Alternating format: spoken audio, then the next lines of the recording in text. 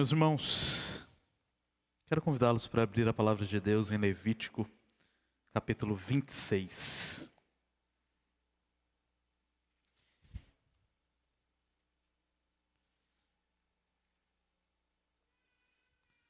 É uma alegria poder estar com os irmãos mais uma vez. Uma alegria estar com vocês essa noite. Ver alguns que eu já estou vendo desde sexta, que são os mais corajosos, que estão me ouvindo desde sexta. Vão me ouvir pela sexta vez hoje. Mas também ver pessoas novas, rostos novos. É uma alegria poder estar com os irmãos. E de antemão agradeço o convite, Verano Ronaldo, pastores, ao conselho da igreja, por me permitir expor a palavra, usar o púlpito. É uma alegria poder falar da palavra de Deus.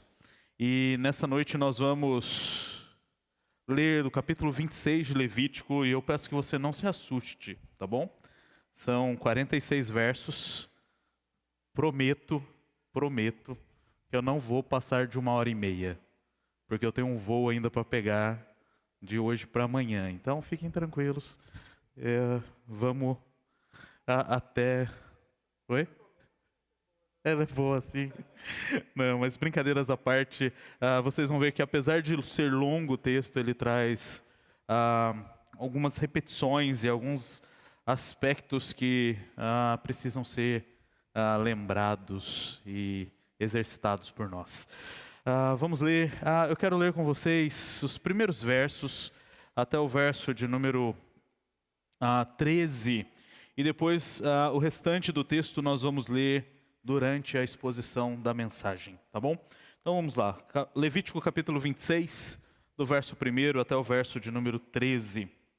A palavra do Senhor diz assim: não façam ídolos para vocês, nem levantem imagem de escultura, nem coluna, nem ponham pedra com figuras esculpidas na terra de vocês, para se inclinarem diante dela. Porque eu sou o Senhor, o Deus de vocês. Guardem os meus sábados e reverenciem o meu santuário. Eu sou o Senhor. Se andarem nos meus estatutos, guardarem os meus mandamentos e os cumprirem, então eu lhes darei as chuvas na época certa, e a terra produzirá a sua colheita, e a árvore do campo dará o seu fruto. A debulha dos grãos se estenderá até o tempo da colheita das uvas, e a colheita se estenderá até o tempo da sementeira. Vocês comerão seu pão à vontade e habitarão em segurança na sua terra. Estabelecerei paz na terra. Vocês se deitarão e não haverá quem os atemorize. Afastarei da terra os animais nocivos, e pela terra de vocês não passará a espada. Vocês perseguirão os seus inimigos, e eles cairão a espada diante de vocês. 5 de vocês perseguirão 100 deles, 100 de vocês perseguirão 10.000, e os seus inimigos cairão a espada de vocês. Olharei para vocês e os farei fecundos, e os multiplicarei, e confirmarei a minha aliança com vocês. Comerão o que tiver sobrado da colheita anterior, e para dar lugar à nova jogarão fora o que tiver sobrado da anterior.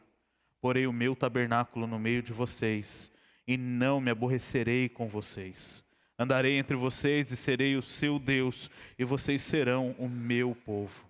Eu sou o Senhor, o Deus de vocês, que os tirei da terra do Egito, para que não fossem escravos dos egípcios. Quebrei o jugo que pesava sobre vocês, e os fiz andar de cabeça erguida. Vamos orar? Senhor, nós adoramos o teu santo nome, pois o Senhor tem sido misericordioso, tem sido bondoso, e tem nos permitido, ó Pai, cultuar ao Senhor, e como igreja nós podemos nos reunir e cantarmos cânticos ao Senhor, lembrarmos da aliança que o Senhor faz com o teu povo por meio do batismo.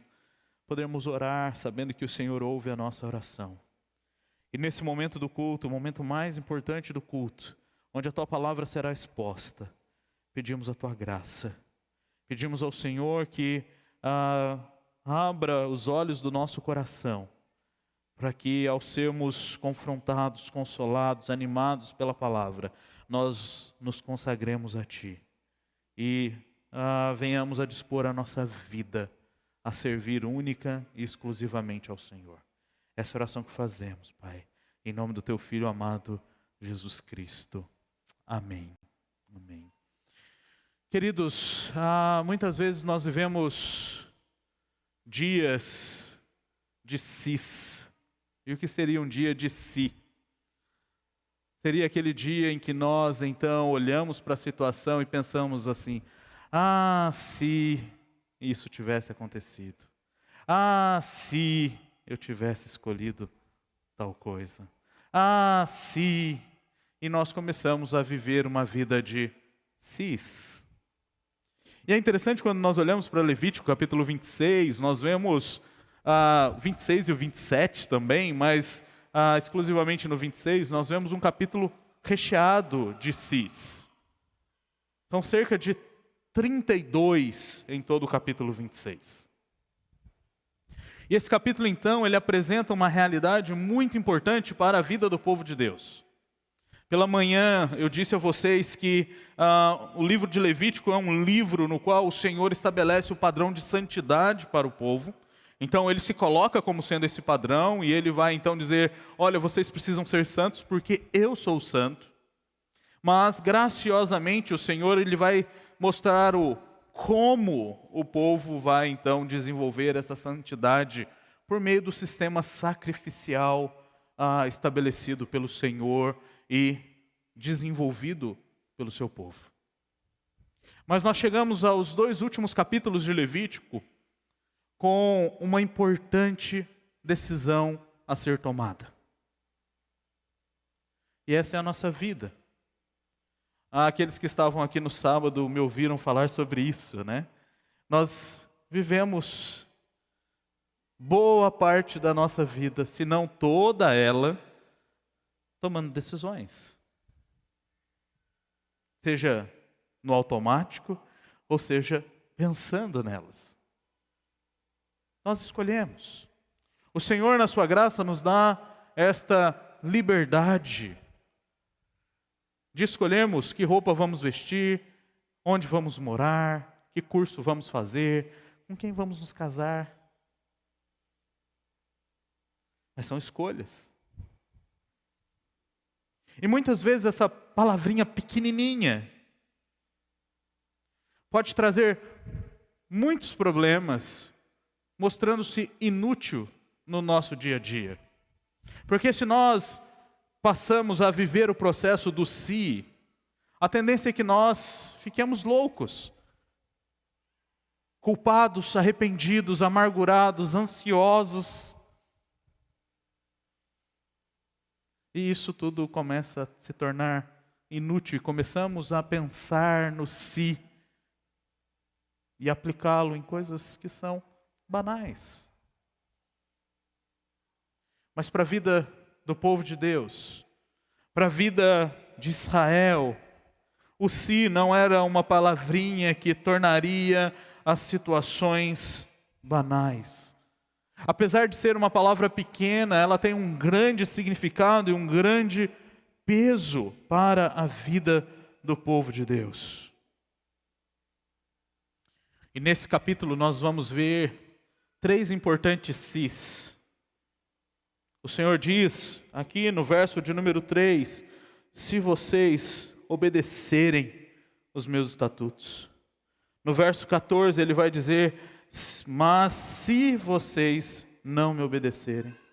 E no verso 40 ele vai dizer, mas se vocês confessarem a iniquidade de vocês. E essas 3 divisões nos mostram como deve ser o nosso relacionamento pactual com o Senhor. E que sis nós devemos escolher na nossa vida com Deus. E o texto que nós lemos, ele vai refletir exatamente essa estrutura. Ele começa lembrando o povo de 2 mandamentos do Senhor. Então nós vemos o Senhor lembrando o povo do 2º e do 4º mandamento. Ele diz, olha, vocês não devem fazer ídolos para vocês, nem levantar imagem de escultura, nem coluna, nem ponham pedra com figuras esculpidas na terra de vocês, para se inclinarem diante dela, porque eu sou o Senhor, o Deus de vocês. E aqui, ao lembrar o povo deste mandamento, ele está lembrando o povo de quem ele é e de como deveria ser o relacionamento pactual com ele. Um relacionamento de exclusividade.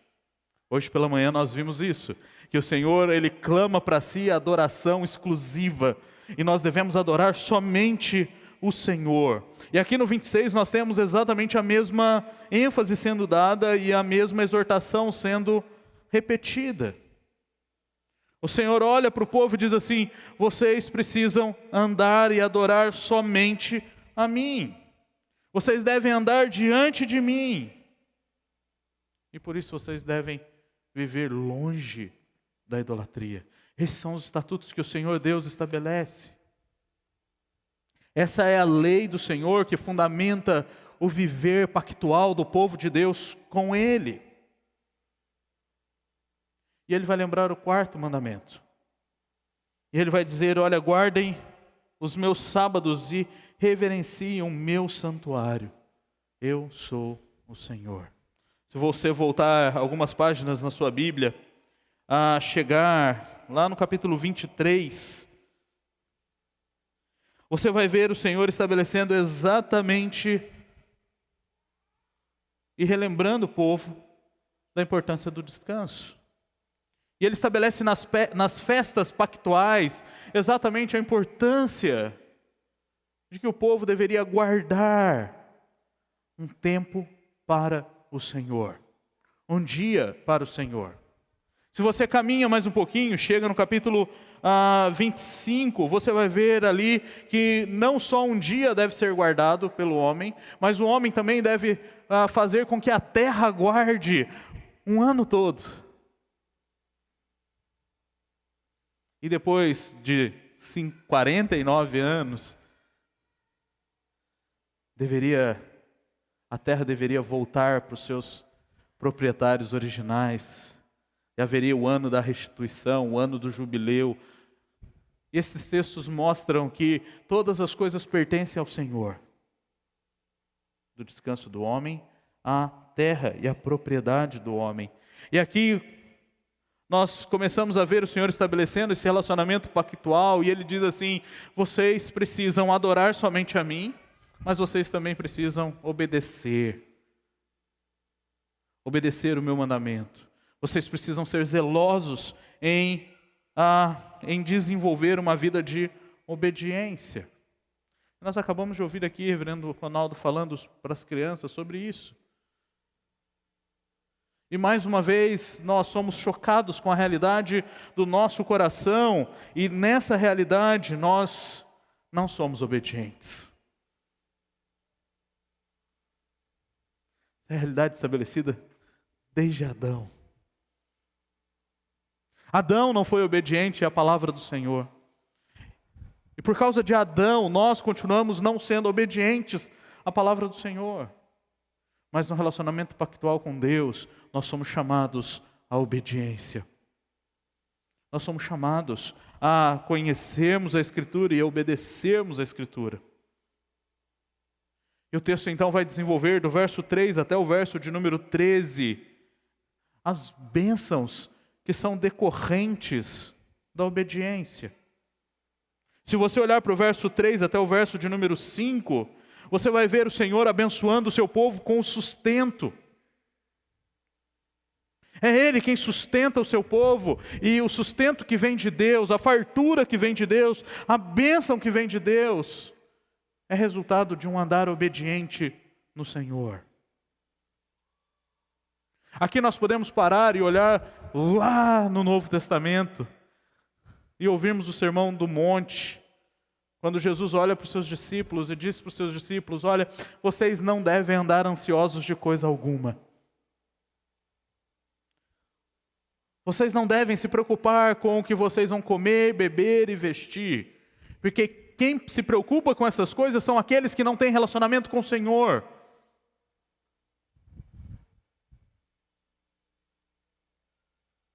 E a conclusão que o Senhor chega e ensina os seus discípulos e ordena aos seus discípulos é que eles deveriam buscar em primeiro lugar o reino de Deus e a sua justiça, porque as demais coisas seriam acrescentadas.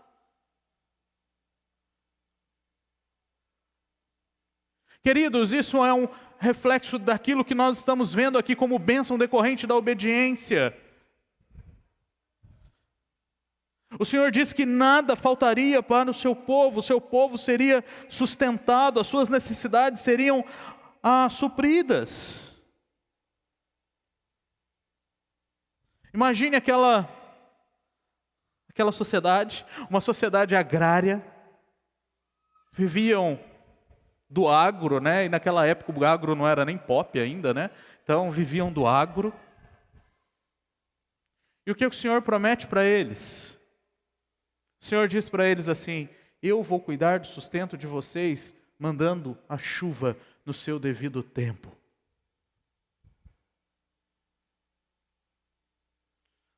Talvez nós não entendamos muito bem, né, a realidade disso e da importância da chuva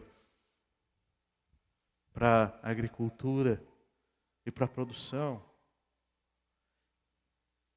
Mas aqueles homens estavam diante de uma situação em que eles precisavam ter paciência, eles precisavam confiar, eles precisavam descansar, porque eles não podiam fazer nada. O que eles faziam era simplesmente colocar a semente na terra, e eles tinham que esperar.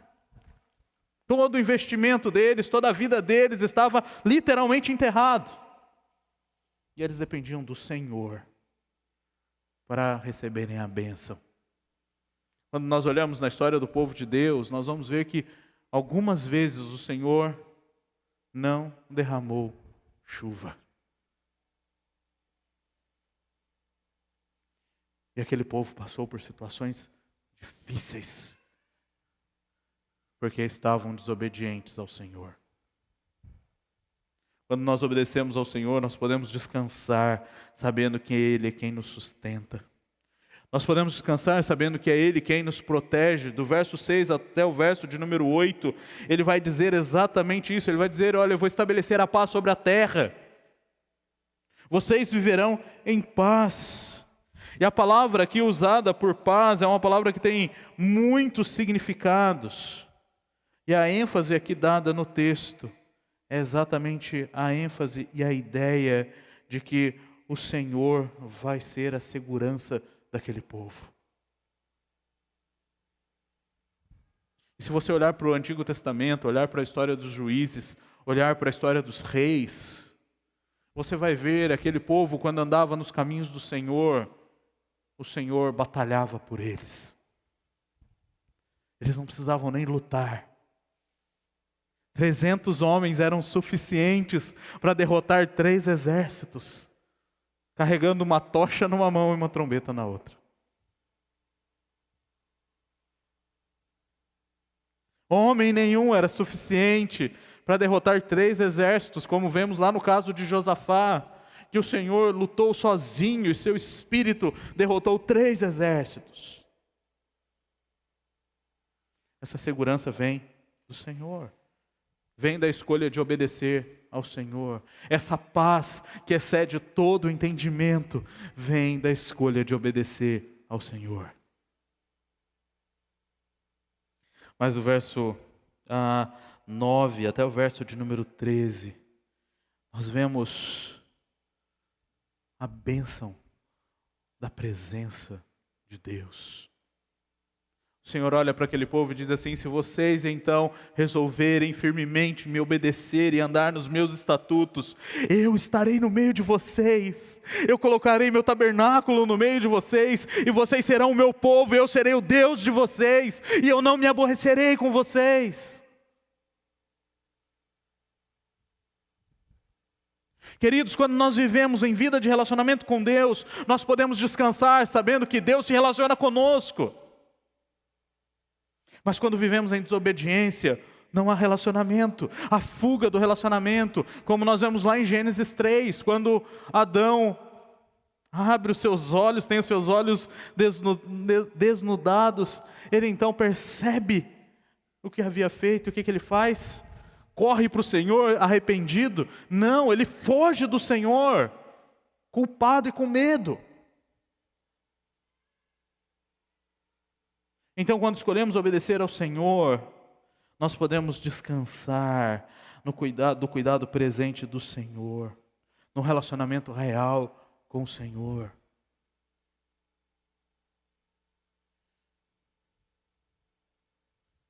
Queridos, Deus não se relaciona com seu povo vivendo ativamente e deliberadamente em pecado.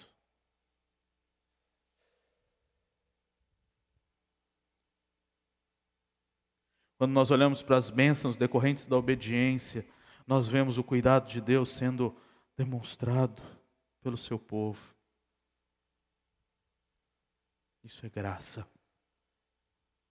Mas se você olhar para o texto, se você tem ele aberto na sua frente, assim como eu tenho, você vai ver uma desproporcionalidade entre as bênçãos decorrentes da obediência e as maldições, os castigos, as consequências, você pode usar o termo que você quiser, decorrentes da desobediência.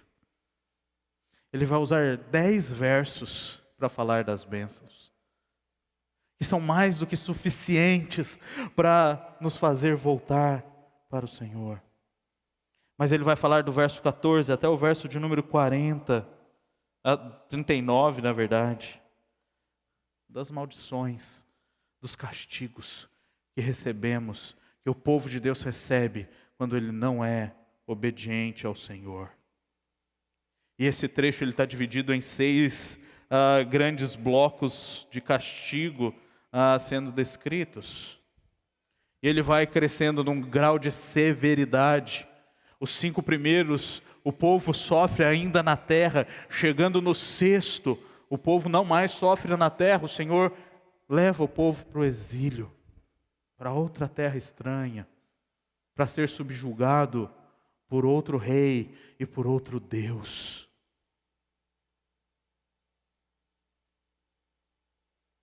O texto então vai nos dizer, verso 14, e eu vou lendo a cada grupo com vocês. Verso 14: mas se não me ouvirem e não cumprirem todos esses mandamentos, se rejeitarem os meus estatutos e se ficarem aborrecidos com os meus juízos, a ponto de não cumprirem todos os meus mandamentos e quebrarem a minha aliança, então eu lhes farei isso.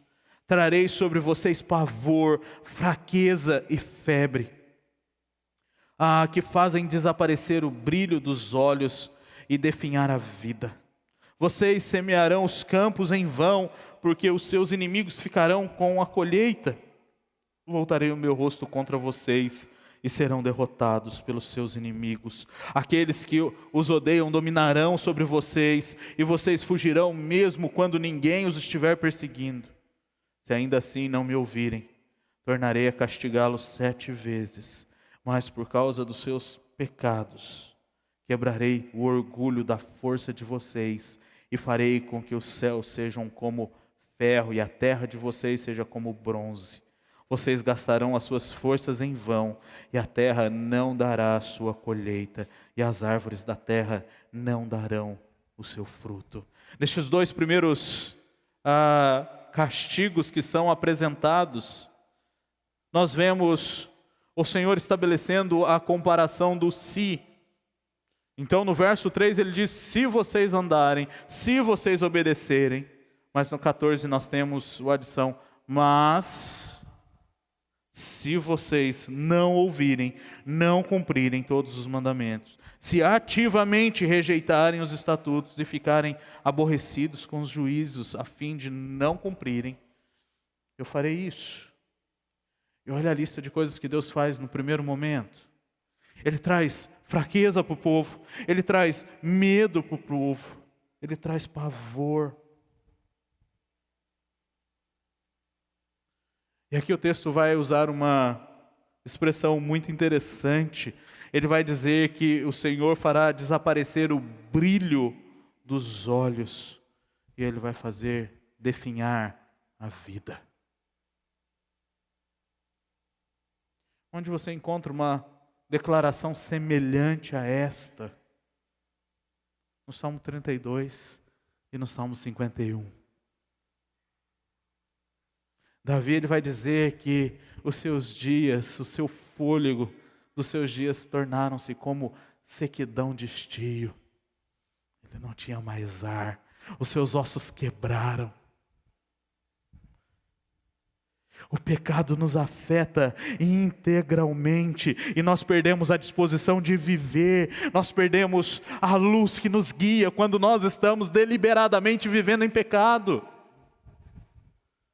Só que o grande problema é que nós não levamos a sério a vida de santidade e nós achamos que um pecadinho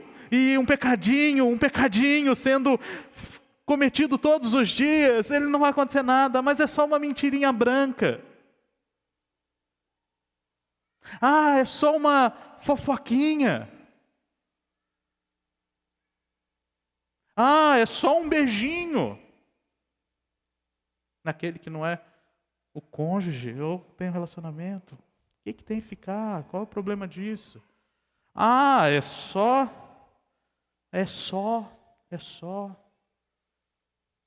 E nós baixamos o padrão que Deus estabelece para o nosso padrão. Isso é sério.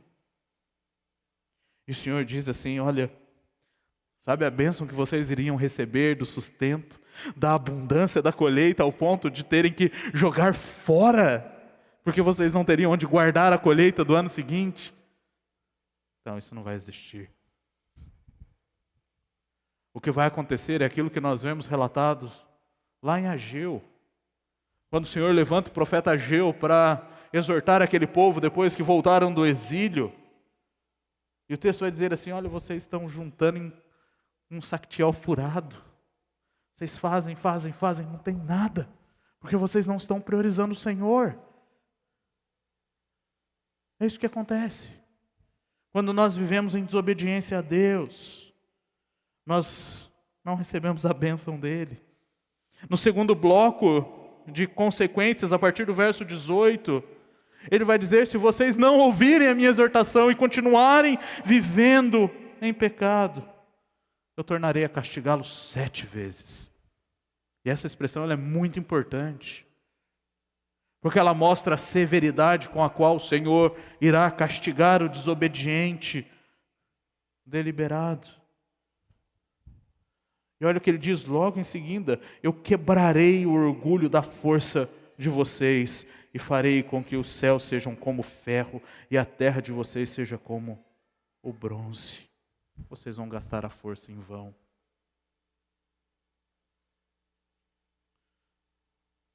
Talvez você já tenha ouvido a expressão, eu vou fazer isso na força do ódio, eu vou fazer isso com a força do meu braço. Eu posso, eu consigo, eu vou mostrar para todo mundo que eu consigo. Talvez você já tenha usado essa expressão. E aqui o Senhor está dizendo, você é meu, você pertence a mim, e você precisa aprender que você deve viver segundo os meus estatutos, segundo os meus mandamentos, senão esse seu orgulho aí vai por terra, e ele vai ser quebrado de forma dura.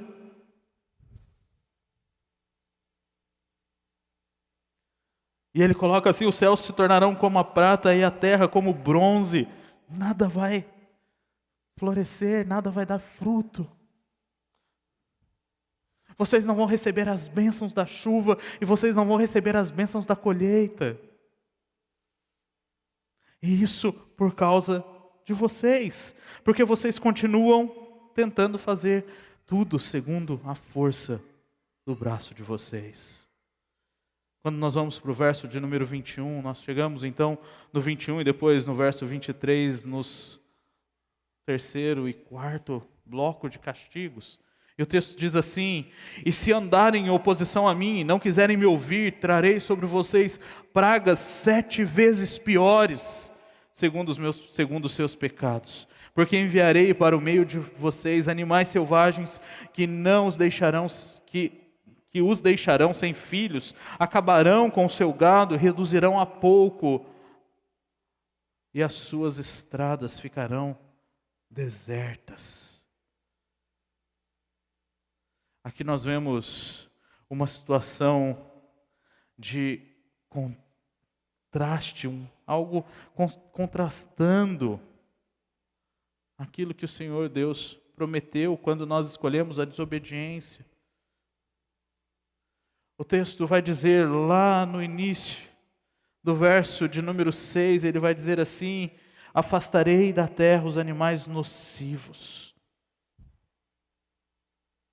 E ele olha e diz: quando você vive em desobediência, você vai receber ativamente, intencionalmente, o oposto daquilo que você receberia se você fosse obediente. Mas o texto continua. Se ainda, verso 23, se ainda com isso vocês não se corrigirem e não voltarem para mim, porém andarem em oposição a mim, eu também serei contrário a vocês, e eu mesmo os ferirei 7 vezes mais por causa dos seus pecados. Trarei sobre vocês a espada vingadora da minha aliança. E então, quando vocês se refugiarem nas suas cidades, enviarei a peste para o meio de vocês, e vocês serão entregues nas mãos do inimigo. Quando eu lhes tirar o sustento do pão, 10 mulheres poderão assar o pão de vocês num único forno, e o repartirão por peso. Vocês comerão, mas não conseguirão ficar satisfeitos. Observem o aspecto gradativo das consequências do Senhor. Neste quarto bloco, nós vemos pela terceira vez a repetição de que o Senhor aumentaria ainda mais 7 vezes, mostrando a severidade, mostrando a gravidade do coração endurecido, do coração que não obedece ao Senhor. E o texto aqui vai mostrar mais uma vez um contraste com o verso de número 6. O Senhor diz que quando aquele povo obedecesse, o que ele ia fazer? Ele tiraria a espada, e a espada não passaria pela terra.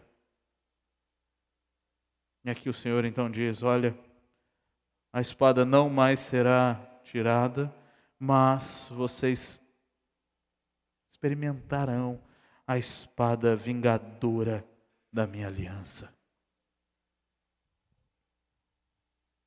E aqui nós vemos que o Senhor fere o sustento e fere a satisfação daquele povo. O texto vai dizer: olha, vocês não estarão contentes com mais nada, vocês não estarão mais satisfeitos.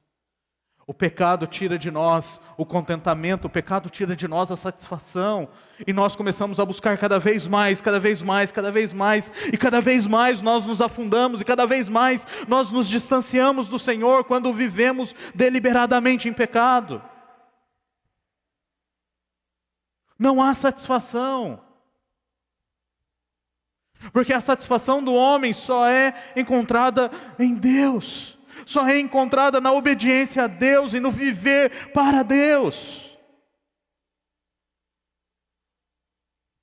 E o texto diz: vocês vão comer, mas não vai adiantar.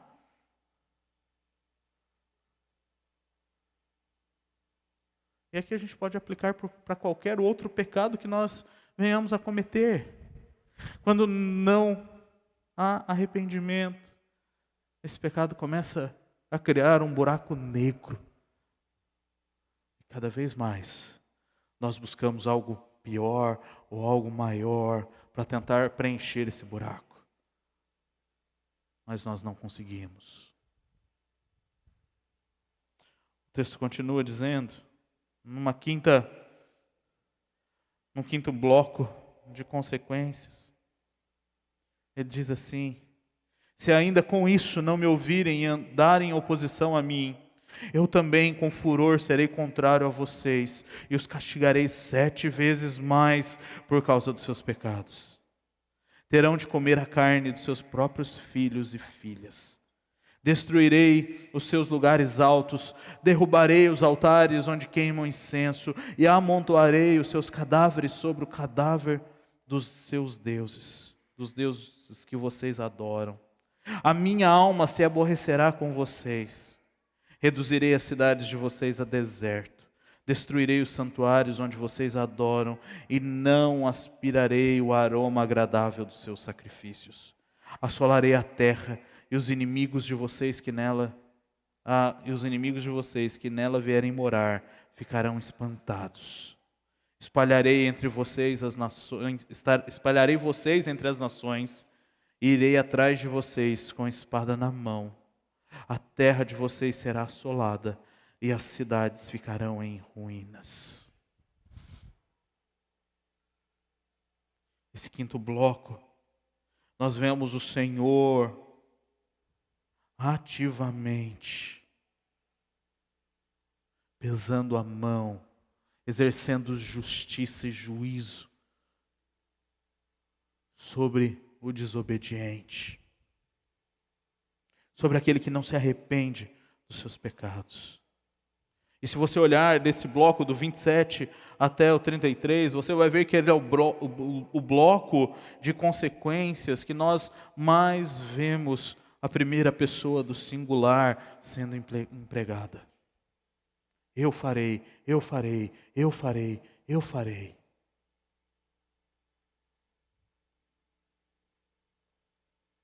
O Senhor Deus leva a sério a aliança que Ele faz conosco. E quando nós não levamos a sério a aliança que Deus faz conosco, vivendo em obediência a Ele, nós não conseguimos escapar do seu juízo. Há alguns livros no mercado com o título Você se torna aquilo que você adora, você se torna aquilo que você ama. Livros que falam da idolatria do coração e mais um merchan para a conferência do próximo ano, a segunda já. Queridos, o que Deus está fazendo é ativamente fazendo com que o desobediente se torne como seu ídolo. E no seu ídolo não há satisfação, não há vida, mas há morte. A morte. Mas nós chegamos ao sexto e último bloco de consequências. Agora nós vemos o Senhor olhando para o povo dizendo: vocês pararão de sofrer na terra, porque agora vocês irão sofrer fora dela. E o texto diz, verso 34, então a terra celebrará os seus sábados todos os dias da sua assolação, e vocês estarão na terra dos seus inimigos. Neste tempo a terra descansará e observará os seus sábados. Durante todos os dias da assolação a terra descansará, porque não descansou nos sábados de vocês, quando vocês moravam nela. Aqueles de vocês que sobreviverem, eu lhes meterei no coração uma ansiedade tal nas terras dos seus inimigos, que o ruído de uma folha movida os perseguirá.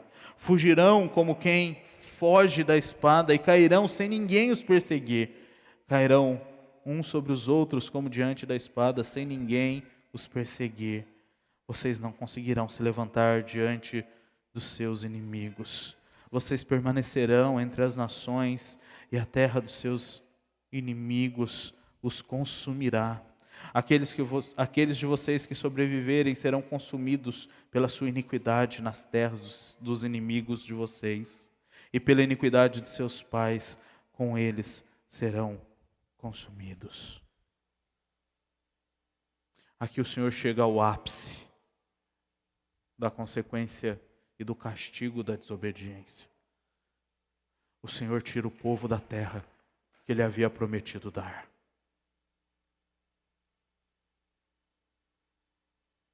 Queridos,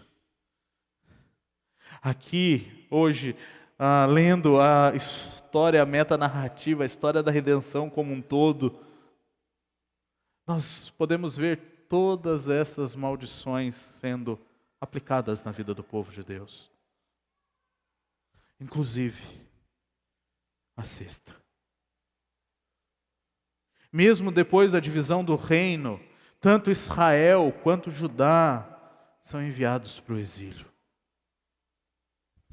Israel vai ser sujeitada pela Síria. e Judá pela Babilônia.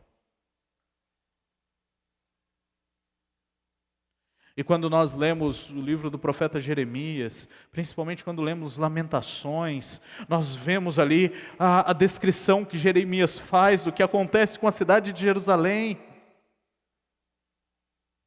Por causa do pecado do povo. Quando nós olhamos as desobediências do povo, nós vamos ver que uma das razões para a ida para o exílio é exatamente a não obediência do quarto mandamento, que o Senhor já havia dito àquele povo. Não havia nenhuma novidade naquilo que estava acontecendo. Aqui em Levítico o Senhor já estava mostrando para o povo, antes deles entrarem na terra, aquilo que iria acontecer com eles. E nós vemos aqui a gravidade da desobediência. Ela nos cega a tal ponto, ela nos emburrece a tal ponto, que nós paramos de ver aquilo que o próprio Deus já havia dito que aconteceria.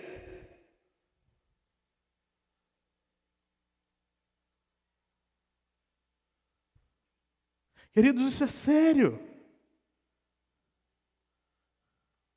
Não há como escapar do juízo do Senhor, não há como escapar das consequências da desobediência. Nem fisicamente, nem espiritualmente, nem emocionalmente.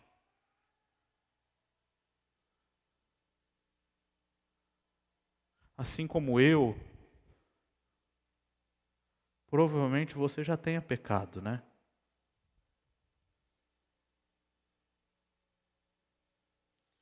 E assim como eu, você já deve ter experimentado essa sensação de estar sendo observado, de olhar aquela neurose de ficar assim: ai meu Deus, vão descobrir isso aqui. Ai meu Deus, e se souberem disso aqui? Ai meu Deus, e se eu for pego aqui? Isso é desesperador, não é? Isso mostra que nós não escapamos quando estamos em desobediência da justiça do Senhor, do castigo do Senhor. Querido, se o texto acabasse aqui, seria algo estarrecedor, seria desesperador. Porque nós nos deparamos com a realidade de que todos nós somos pecadores miseráveis e que nenhum de nós consegue obedecer ao Senhor plenamente. Mas o Senhor é gracioso. O Senhor é misericordioso. E assim como Jeremias lá em Jerusalém, eu fico imaginando essa cena, ele olhando para a cidade toda devastada, ele vai dizer: eu quero trazer à memória aquilo que me dá esperança. E aqui o Senhor já havia prometido esperança. No verso 40 nós vemos o terceiro "se". Mesmo diante de todas essas consequências, mesmo diante da dureza do coração do homem, o verso 40 vai dizer: mas se eles confessarem a sua iniquidade e a iniquidade de seus pais, na infidelidade que cometeram contra mim, e se converterem e confessarem que andaram em oposição a mim, fazendo com que também eu fosse contrário a eles e os fizesse entrar na terra dos seus inimigos. Se o coração incircunciso que eles têm se humilhar e aceitarem o castigo da sua iniquidade, então me lembrarei da minha aliança com Jacó, e também da minha aliança com Isaque, e também da minha aliança com Abraão, e da terra me lembrarei. Mas a terra, na sua assolação, deixada por eles, folgará nos seus sábados, e eles aceitarão o castigo da sua iniquidade, visto que rejeitaram os meus juízos e se aborreceram com os meus estatutos.